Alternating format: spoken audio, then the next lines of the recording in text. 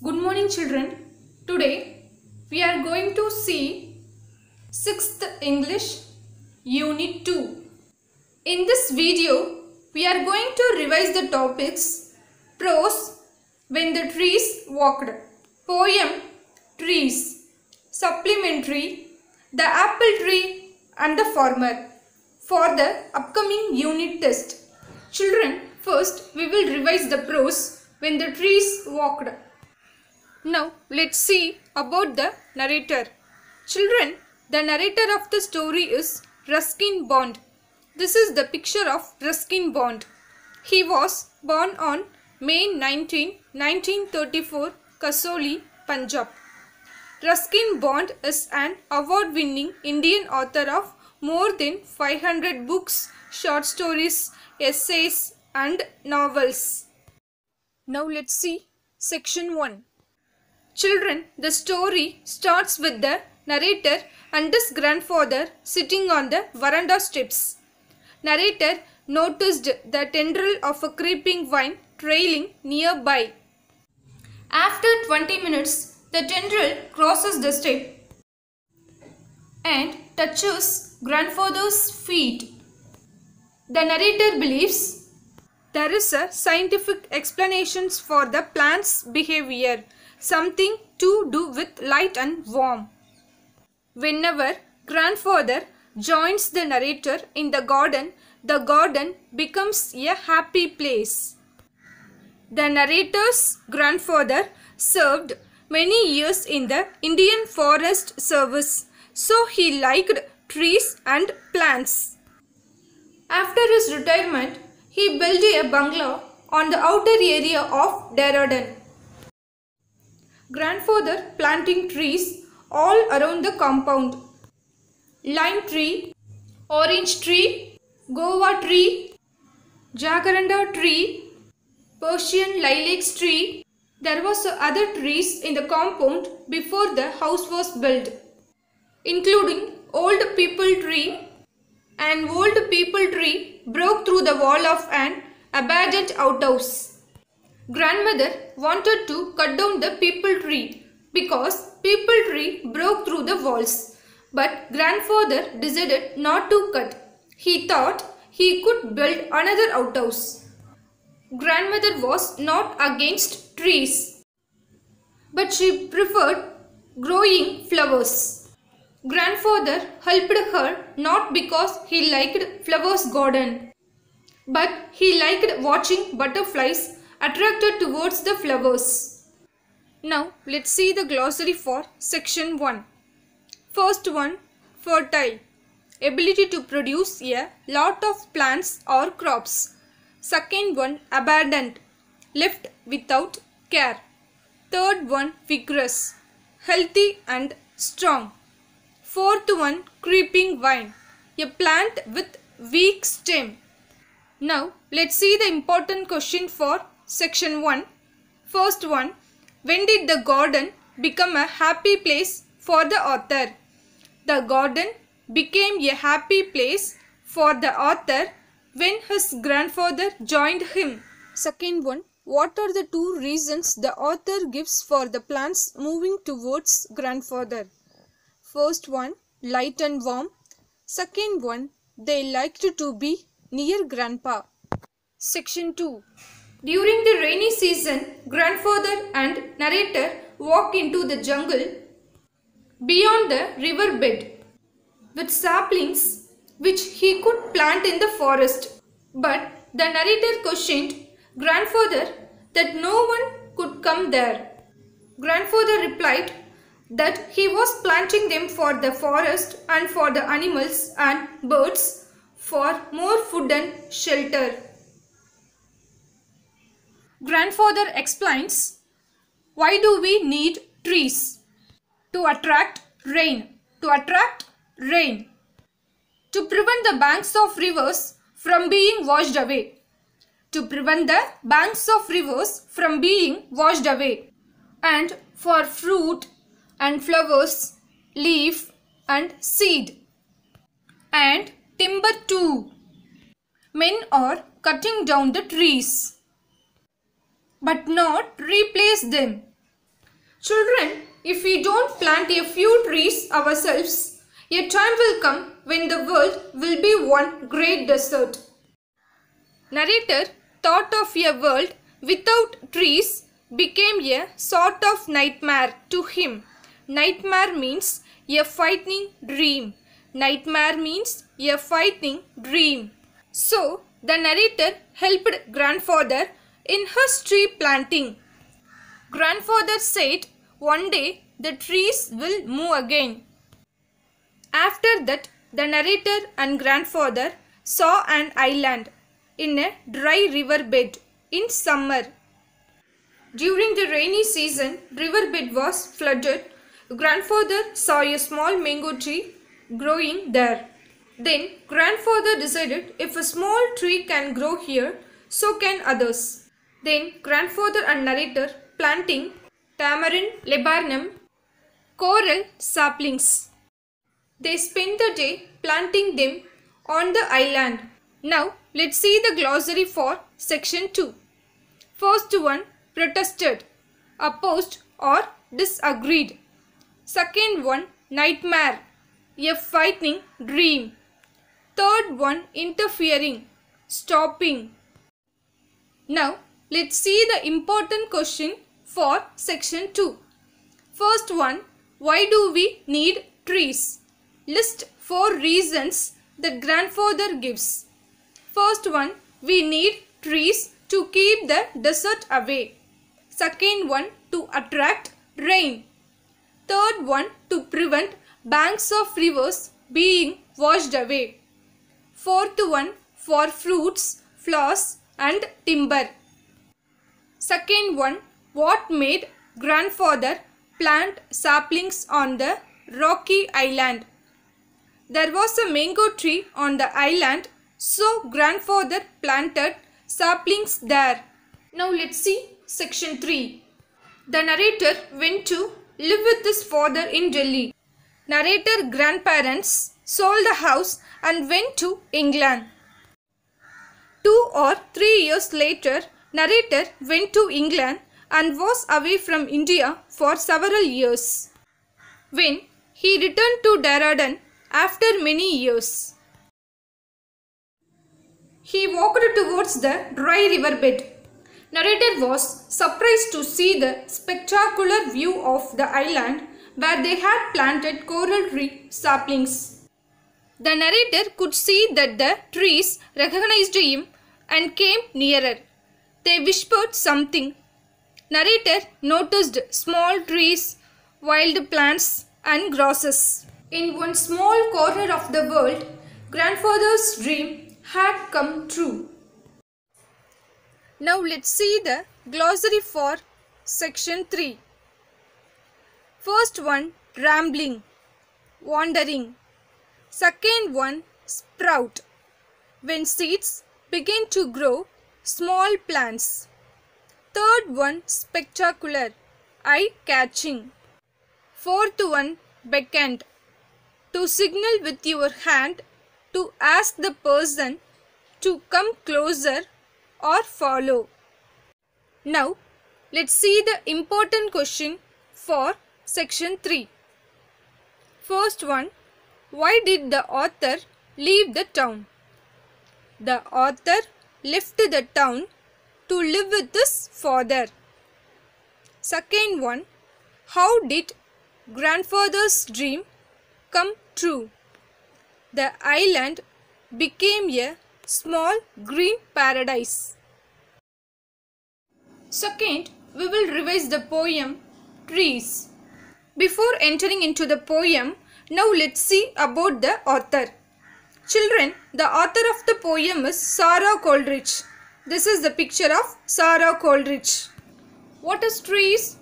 A woody perennial plant typically having a single stem or trunk growing to a considerable height and bearing lateral branches at some distance from the ground is called tree. This poem has 8 lines. This is a memory poem. Now let's see the poem. The banyan is the largest of trees. The people quarrels in the breeze. The coconut grows up straight and tall. The neem tree's fruits are very small. The tamarind gives up pleasant shade. The date's leaf is as sharp as a blade. The teak tree gives us useful wood. The mango gives us fruit that is good. Once again, I will repeat the poem. The banyan is the largest of trees. The people quarrels in the breeze. The coconut grows up straight and tall. The neem tree's fruits are very small. The tamarind gives up pleasant shade. The date's leaf is as sharp as a blade. The teak tree gives us useful wood. The mango gives us fruit that is good. Now, let's see the explanations of the poem. First line. The banyan is the largest of trees. Children, in this line, the poet says the banyan is the largest of all the trees. Next line. The people quarrels in the breeze. In this line, the poet says the peepal tree shakes quickly in the breeze. Next line. The coconut grows up straight and tall. In this line, the poet says the coconut tree grows up straight and the coconut trees look very tall.